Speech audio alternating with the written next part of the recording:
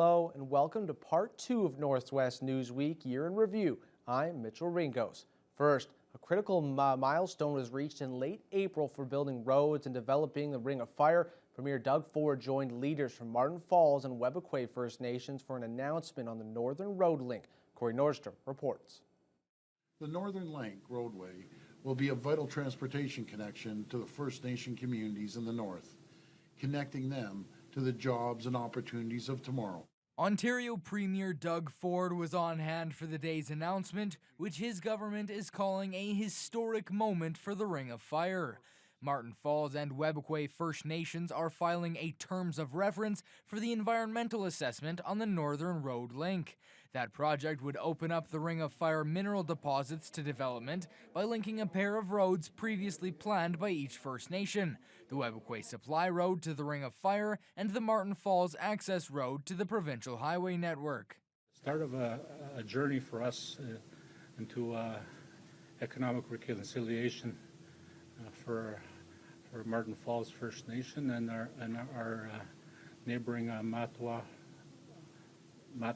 First Nation communities. The proposed Terms of Reference will help generate the information for the communities to make an informed decision on what needs to be done in the environmental assessment process. We also will use our homelands for hunting, trapping, and harvesting to supplement our diet with protein from the land such as caribou, moose, geese, and berries. So we are very careful in our environmental stewardship responsibilities. Road construction is still a ways away. After further feedback, the First Nations will await a decision from the Minister of the Environment. The government is looking to invest in minerals for electric vehicle production, touting this as a win for the communities and the economy. For energy corridors, for a roadway that will help move community members back and forth to city centers, for other things like health services and economic activity. Corey Nordstrom, TBT News. In May, the spring melt combined with heavy rain led to historic levels of flooding around the Northwest. In Kenora, a section of the community had to be evacuated due to concerns that emergency services might not be available should residents need them. Adam Riley had that story. This is going to be a prolonged flood. Kenora Mayor Dan Raynard is mincing no words when it comes to the high water levels in his community and says the math is very simple to explain why parts of the city are flooding. What we were told by the Lake of the Woods Control Board last Friday was there's twice as much water still flowing into the Lake of the Woods watershed as they can displace into the Winnipeg River. Some roads have been closed and the water levels have the city questioning its ability to provide emergency services and have asked residents in the affected areas to evacuate. Raynard is unaware as to how many people are affected right now, as many of the properties are vacation spots and not inhabited year-round. On the surface, the water has caused some docks and boathouses to float away, but beneath the surface, questions remain. Until the water actually recedes, we have no idea what the damage will be to our infrastructure, what roads need to be replaced. Elsewhere, high volumes of water in Wabigoon Lake continue to plague those living on both sides of the dam, with the government dock and boat launches closed and the nearby Dryden Yacht Club and its access road both underwater. Downstream on the Wabigoon River in the Eaton Rugby area, some residents are forced to include an inconvenient boat trip into their daily commute. However, there are some that are just diving in and risking the passage in their vehicles, while other residents of the rodent variety are just enjoying every inch of water. Meanwhile, some waterfront homes in Sioux Lookout have built up their defenses with assistance from the MNRF and the town. Mayor Doug Lawrence says the difference in water levels from last fall to now is anywhere from 7 to 8 feet. I'm guessing maybe 15 or 20 right now. Private residences are at risk or beyond risk. Some, I think, have flooded. We're protecting with sandbags one particular road, Lakeshore. We're trying to protect that from erosion, from wave action. High water levels are also causing some problems for local lodges who are opening for the May Long weekend, including Frog Rapids Camp, which currently has its boathouses under several feet of water.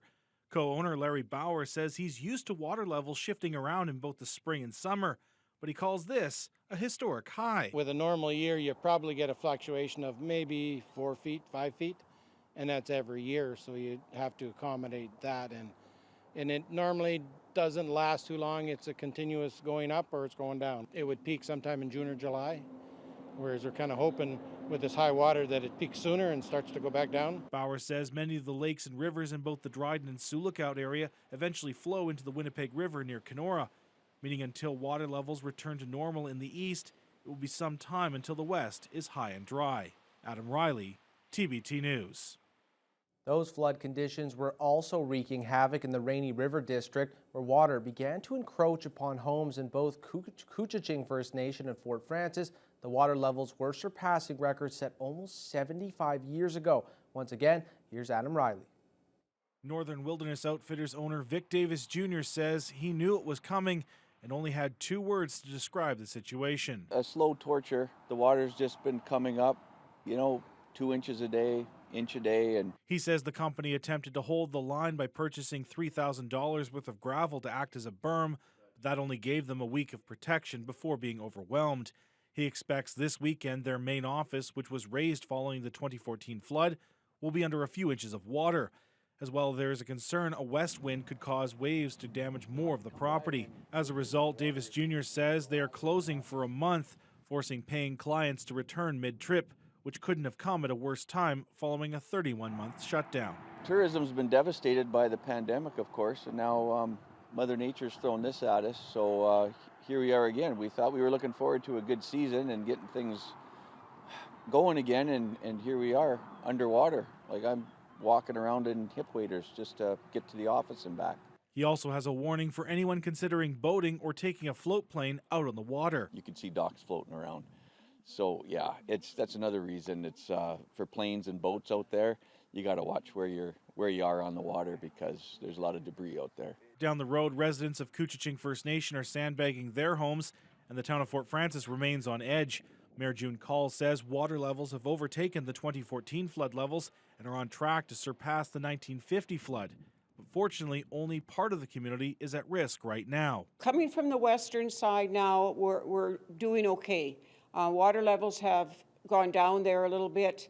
The Big Fork and Little Fork rivers, that was the big concern a couple of weeks ago. They've reached their max. So that side's kind of calmed down a little bit, but it's the water coming in from the east right now that's the dangerous water. Call says she is concerned about the Esox Dam upstream, which is expected to overflow soon, and while she hasn't considered calling in support from the federal government in the form of the armed forces, she is asking residents to help fill sandbags at the public works yard when they can. Water levels continue to rise at a rate of 1 to 2 inches per day, which has now prompted town officials to begin sandbagging along Front Street here in Fort Frances in an effort to protect both infrastructure and residential properties. And with rain forecasted in the future, it could be the first of many lines of defense in this battle against the water. Adam Riley, TBT News. Also in May, the Ontario Provincial Police offered a $50,000 reward in connection with the death of a teenage girl in Manitouwadge over 30 years ago. Because we know someone out there has to know what happened to Catherine Gowan. 15-year-old Catherine Gowan was found dead on July 8, 1990. At the time, OPP said foul play was not suspected. Unconfirmed reports indicate she hosted a party at her house and was found with her throat slashed, and police originally deemed it a suicide. Family members lobbied police to reopen the case, and in 2015, investigators uncovered new evidence and began treating it as a homicide.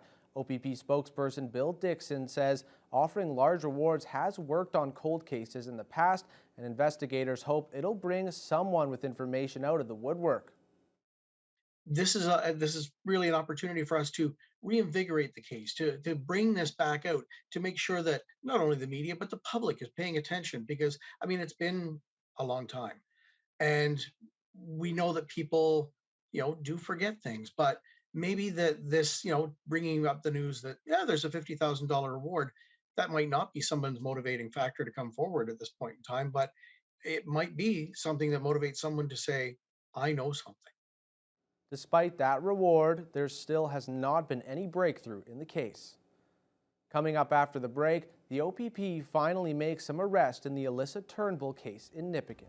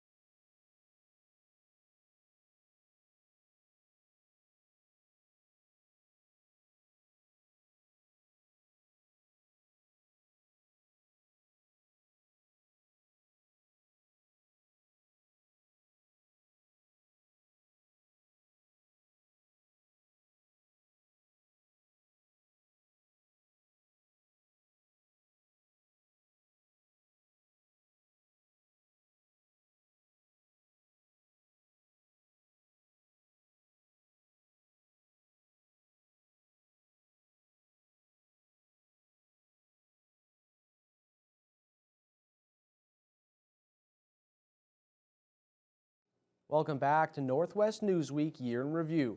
Well, more than 2 years after 26-year-old Alyssa Turnbull disappeared somewhere in Nipigon, the OPP laid criminal charges in June in connection with the case. Turnbull's mother expressed relief that someone is being held accountable. Jonathan Wilson reports. It has taken time, a 27-month investigation. That's a lot of work. OPP are now speaking publicly about what finally led to a pair of arrests in the Alyssa Turnbull case. A father and son from Nipigon were formally charged this week. As of right now, we have two individuals, Brian Seuss, who's 60, and Nick Seuss, who's 27, are both charged with committing an indignity to a body and obstruction of justice. Both of those are criminal code accounts. We wouldn't be able to lay the charge. We wouldn't have laid the charge if there weren't the grounds to believe that these individuals did have some connection to Alyssa's body after the fact. Investigators are presuming that Turnbull was the victim of a homicide in the spring of 2020, with her remains hidden somewhere in the Nipigon area. Extensive police searches have been conducted, including at the Nipigon sewage treatment plant in November of 2020. But so far, those searches have come up empty. We don't know 100% that she is deceased because we have not found human remains to tie to her case. But the evidence that has come to light as part of the ongoing investigation has so far resulted in enough grounds to charge these two individuals. Now, they're not being charged with killing her. They're not being charged with abducting her, just committing an indignity, which could mean anything related to perhaps moving a body after someone is deceased. And obstructing justice, that goes to say, without saying, that's basically misleading or failing to tell the truth to investigators. Dixon couldn't say whether tips from the public led to the arrests, but a $50,000 reward remains available to anyone who has information that leads to the discovery of Turnbull's remains. And he says the OPP will definitely try to get the Seusses to reveal what happened to her. Will we be talking to these two individuals at length? Absolutely. But we can't speculate on what they may or may not know. That is part of the ongoing investigation. But again, we can't rely on that part of it. We want to talk to everyone who is in the area who might have that piece of information. Yes, that will be part of it, but we want to talk to anyone who may have that piece of information that could lead to solving this case and finding out what really happened to Alyssa Turnbull. Turnbull's mother, Deb Otway, spoke off camera with TBT News on Tuesday and expressed thanks and appreciation to the OPP that somebody is finally being held accountable. But she said the news of the arrests is bittersweet, as it also rekindles a lot of pain and sadness for the family. Jonathan Wilson, TBT News. Also in June, the provincial election saw two new MPPs elected in this region. PC candidate Kevin Holland defeated NDP incumbent Judith Monteith-Farrell in Thunder Bay Atikokan, and the NDP's Lise Vaugeois won in Thunder Bay Superior North. Meanwhile, voters in Kenora Rainy River once again put their faith in incumbent Greg Rickford. Adam Riley had that story. We walked in the snow, we walked in the rain, and why? One reason, to re-elect Greg Rickford, the member of Provincial Parliament of Kenora Rainy River. The riding of Kenora Rainy River will remain blue for another 4 years, as Progressive Conservative Greg Rickford took a very early lead Thursday evening and didn't look back until he was declared the winner. He says now, with a clear mandate both locally and provincially, it's time to continue on with what he started in 2018. They've asked for a commitment to ensure that we continue to invest, make unprecedented investments in healthcare, in education, to support small businesses, growth in the resource sector, forestry and mining, and make sure that there's a brighter, better day for everybody in northwestern Ontario. As of Friday afternoon, 105 of the riding's 108 polls had reported in, with a total of 15,530 votes cast. 9,231 of those votes were directed towards Rickford, giving him 59.4% of the vote, with a 6,000 vote lead on his NDP challenger, Joanne Formanek-Gustafson from Fort Frances, who took just shy of 3,100 votes. Third place went to Anthony Leek of the Liberals, followed by Catherine Keevening of the Greens. Leek feels having a late start to his campaign didn't have that much of an impact, but he says it was definitely a different election this year, especially with a low voter turnout. It was very much one of those things where we kind of knew what was going to happen, but at the same time, with the situation with the flooding and everything, we weren't quite sure what that would mean, and we found that out. But overall, it was a good campaign. It was a little bit different than without the debates and all that, but at the same time, you gotta we got to do it. Leake says the message from voters was clear and looks forward to rebuilding the Liberal Riding Association in the region going forward. Meanwhile, for Rickford, who served the last 4 years in several different cabinet roles, says he's enjoyed every minute of it, but won't speculate on whether or not the next 4 years will see him return to those roles. I'll simply say that I think that it's a very special responsibility, one that I've had federally and provincially, and at every turn have tried to leverage for the benefit of the people here in Kenora and Kenora-Rainy River in the 2 chapters of my political career. Adam Riley, TBT News. Meanwhile, Saul Mamakwa was re-elected with a comfortable margin in Kiiwetinoong. The race in that riding was fraught with polling issues, with long delays in finalizing the results. The incumbent NDP member says he's happy to be returning to Queen's Park as a voice for the North. Mamakwa won more than 55% of the total votes cast. That put him over 1,000 votes ahead of the second-place candidate Dwight Monk of the PC party. The Liberal candidate finished a distant third. Mamakwa said he would continue focusing on basic human rights, such as access to clean water and health care, as well as housing, nuclear waste, and climate change. We worked very hard in the campaign, but of course, we worked very hard as well in the last 4 years, and it's an honor and a privilege to be able to represent Kiiwetinoong for the next 4 years. You know, we need a better Ontario, a better Canada, and I think we can do that by working together. Mamakwa added that there are significant problems with access to voting in Northern First Nations in his riding that need to be addressed. Well, coming up after the break, the ballots were finalized in August for the municipal elections, with many new faces seeking the mayor's chair in their communities.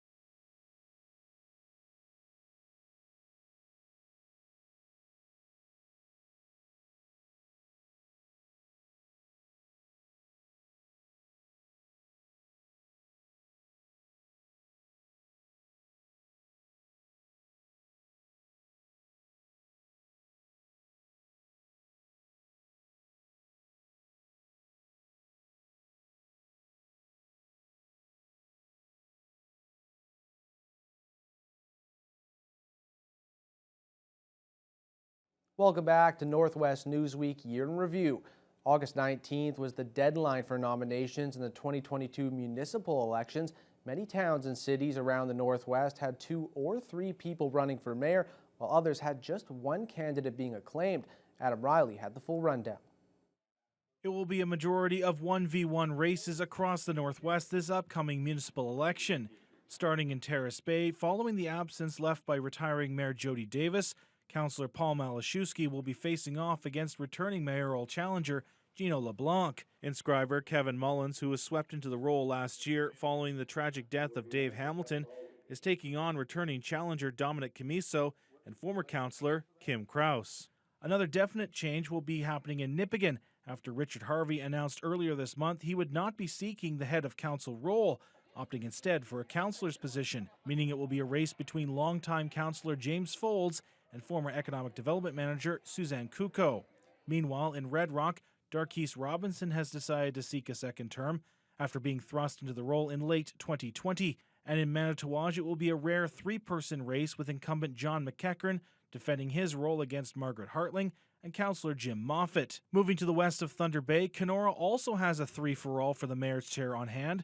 David Byers-Kitt, councillor Andrew Poirier, and Chamber of Commerce President Andy Scriblo are hoping to replace the retiring mayor, Dan Reynard. Moving over to Dryden, where Greg Wilson has also chosen not to stand for re-election, which leaves newcomer Jack Harrison to square off against councillor Shane McKinnon.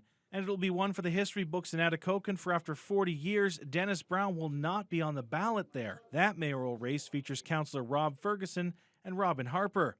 To the north of that community, Ignace will see a showdown between incumbent Penny Lucas and Bill Gascon. Following a wild couple of years in Red Lake, which included forest fires and evacuations, incumbent Fred Moda is looking to continue his leadership of the community, but he faces opposition from Dean Martin. And in the borderland, June Call has opted to not seek a second term as mayor, leaving a face-off between councillor Andrew Helicus and former councillor Ken Perry. Now, you may have noticed some communities weren't listed just a moment ago, and that's because for the role of mayor, only one person has signed on to take on the role. And that includes incumbents Deb Ewald in Rainy River, Sioux Lookout's Doug Lawrence, Ear Falls' Kevin Cahoot, and Marathon's Rick Dumas. Mind you, there will be a bit of a change in Greenstone this year, with Renard Beaulieu retiring, and that has left the floor open for Long Lac councillor Jamie McPherson to take the role unopposed. Adam Riley, TBT News. Also in August, the 49 chiefs of the Anishinaabe-Aski Nation passed a resolution to vehemently oppose any plan to bring nuclear waste to the Northwest. NAN Grand Chief Derek Fox said he was willing to be arrested in order to stop the potential project near Ignace. Jonathan Wilson reports. I believe in my heart that we as a nation, as chiefs in assembly, really need to put a stop to this. So the proposed nuclear waste repository was a key topic discussed by NAN chiefs in Timmins. A final decision on a preferred location has just been pushed back by 1 year to 2024. And although it would be another 20 years before a deep underground repository is completed and nuclear waste is transported from southern Ontario, the NAN chiefs and Grand Chief Derek Fox felt now is the time to make their opposition clear.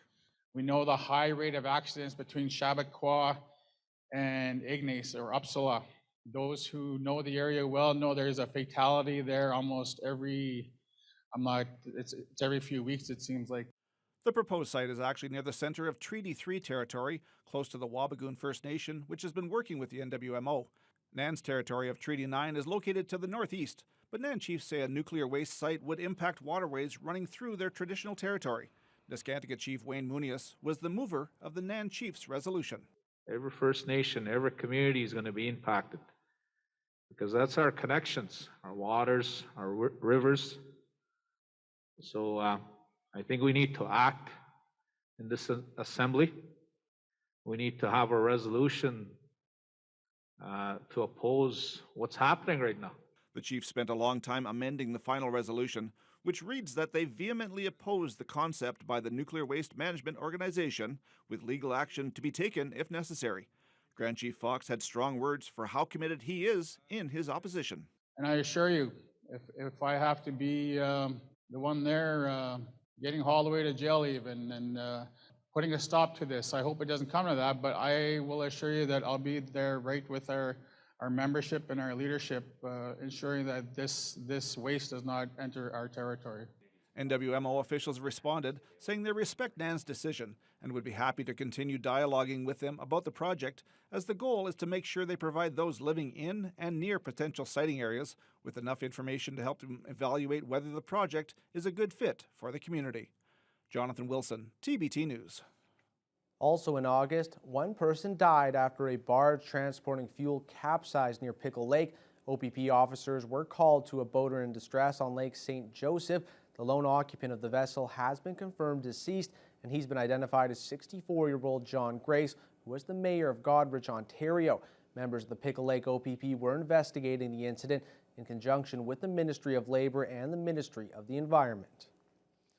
Well, it looks like that will do it for this look back of the top stories from 2022 around the region. Tune in next week for part 3 of Northwest Newsweek Year in Review.